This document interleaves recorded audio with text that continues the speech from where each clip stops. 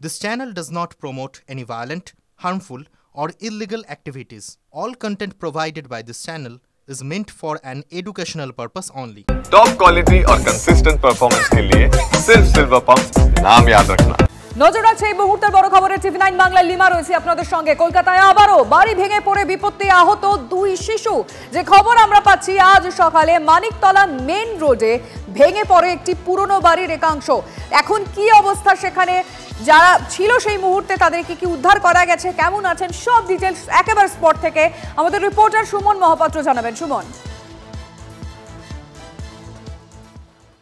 দেখো লিমা, কলকাতা পুরসভার 32 নম্বর ward Maniktala main road Kankurgachi Mitali সংঘের একেবারে পাশে 200 বছরের পুরনো জমিদার বাড়ি এটা তুমি দেখতে পাচ্ছ, যেটা সম্পূর্ণ ধ্বংসস্তূপের চেহারা নিয়েছে। এবং এই জমিদার বাড়িকে বিপজ্জনক বাড়ি হিসেবে আগেই ঘোষণা করা হয়েছিল, কিন্তু তারপরেও কয়েকজন এখানে বসবাস করছিলেন এবং তার জেরেই কিন্তু আজকে ভোর 5:30 নাগাদ হুড়মুড়িয়ে ভেঙে পড়ে বাড়িটি। তুমি দেখতে পাচ্ছ যে বাড়ির একাংশ সম্পূর্ণরূপে ভেঙে পড়েছে, কোনো অবশিষ্টই নেই দেওয়ালের কিছু অংশ। এবং তার জেরেই কিন্তু দুই শিশু এবং এক প্রৌঢ়া তিনি কিন্তু গুরুতরভাবে আহত হন। তার মধ্যে কিন্তু তাদেরকে মানিকতলা ইএসআই হাসপাতালে নিয়ে যাওয়া হলে এই প্রৌঢ়া কিন্তু এখনও ভর্তি রয়েছেন। কিন্তু তুমি দেখতে পাচ্ছ যে কি পরিস্থিতি, এখানে কিন্তু এখনো মানুষ বাস করছিলেন, ফলে বড় সড় দুর্ঘটনা এড়ানো গেছে, মৃত্যু এড়ানো গেছে। বুঝতে পারছি, সত্যি তাই, মৃত্যুটা এড়ানো গেছে, এইটুকুনি অন্তত মানে স্বস্তির তো বটেই। সুমন, নজর রাখো। 6টার সময় খবর পেয়েছি, খবর পেয়ে দেখলাম যে এরকম ফোন করেছে, পুরো বাড়িটাই ডিমোলিশ করে।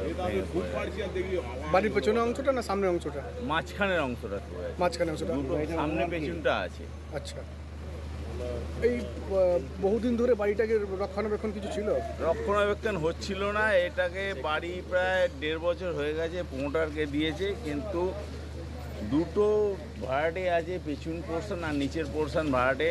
এরা সেই কেস কামারি আজ প্রায় কথাই বলছে না, কোনো কেস কামারি চলছে। আর কেসের কপিও আমার কাছে আছে এখানে, ঠিক আছে?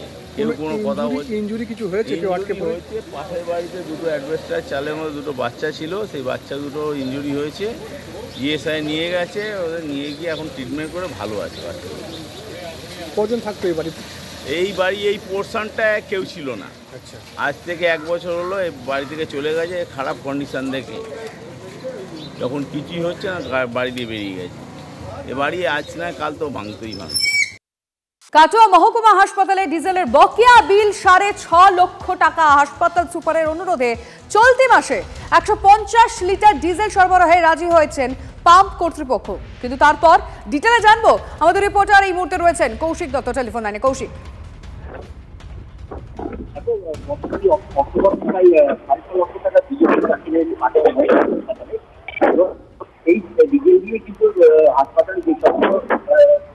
না, কোনো রকম যোগাযোগে একটু সমস্যা হচ্ছে কৌশিক, পরবর্তীতে যোগাযোগ করব। আপাতত ধন্যবাদ।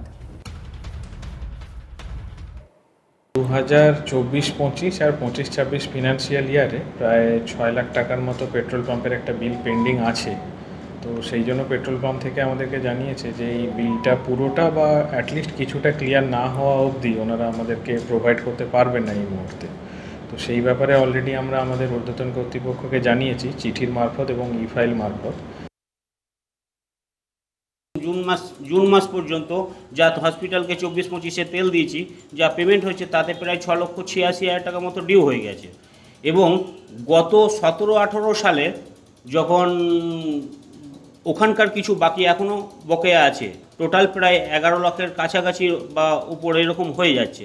এবার ধরুন আমাদেরকে তো তেলটা কিনে আনতে হবে না, ফিনান্সিয়াল আমাদের ক্যাপাসিটি কম হয়ে গিয়েছে বলে হসপিটালের সুপারকে আমি জানিয়েছি চিঠি লিখিতভাবে যে স্যার আমাদেরকে কিছু পেমেন্ট বা যতটা পারবেন একটু পেমেন্টের ব্যবস্থা করুন, যারা আমরা আপনাদের সঙ্গে কোঅপারেটিভ করতে পারি। কেন দেওয়া হচ্ছে না? মানুষের জীবনের ওনার তো কোনো দাম নেই, মানুষের জীবন ওনার কাছে মূল্যহীন।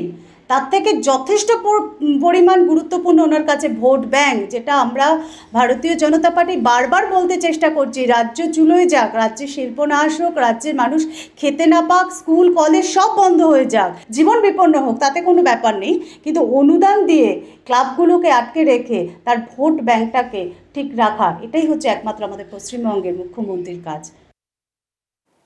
কাটোয়া মহকুমা হাসপাতালের কথা আমরা জানাচ্ছিলাম, যেখানে ডিজেলের বকেয়া বিল 6.5 লক্ষ টাকা। হাসপাতাল সুপারের অনুরোধে চলতি মাসে 150 লিটার ডিজেল সরবরাহে রাজি হয়েছে পাম্প কর্তৃপক্ষ। কিন্তু পরবর্তীতে কি হবে?